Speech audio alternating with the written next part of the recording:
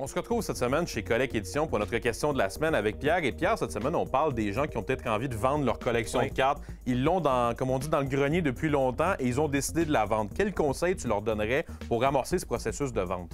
Bien, la première chose, c'est vraiment bien se renseigner sur ce qu'on a en main. Surtout si on est dans les vieilles cartes. On parle des années 80, 70, 60. Aussi de regarder si c'est des vrais. Il y a beaucoup de fausses Gretzky, des fausses Roy, des fausses Lemieux en circulation. Leurs cartes recrues, évidemment. Il faut vraiment aller voir des experts qui vont pouvoir nous aider, dans le fond, à identifier ces cartes-là. Pour éviter d'avoir une mauvaise surprise lorsqu'on pense qu'une carte vaut telle valeur et de se rendre compte que finalement, c'est une fausse. Oui. Et ça nous amène donc à notre question de la semaine. Et on se demande aujourd'hui, parmi les cartes recrues de Wayne Gretzky que nous avons vues passer en boutique, quel pourcentage de celles-ci étaient des authentiques?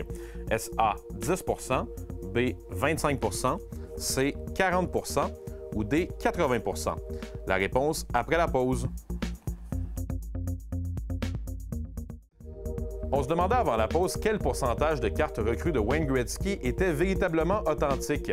Et la réponse est C, 40 Et ça, Pierre, ça me surprend, 40 ça veut donc dire que plus de la moitié des cartes recrues de Wayne Gretzky que vous voyez passer en boutique ne sont pas des vraies? Il y a énormément de fausses Gretzky qui sont en circulation, malheureusement. Et comment vous faites pour les repérer, ces cartes-là, justement, et avoir le feeling, permettez-moi l'expression, que c'est une fausse carte? C'est la couleur, la façon qu'elles sont coupées. Quand elles sont trop belles, en général, c'est pas bon.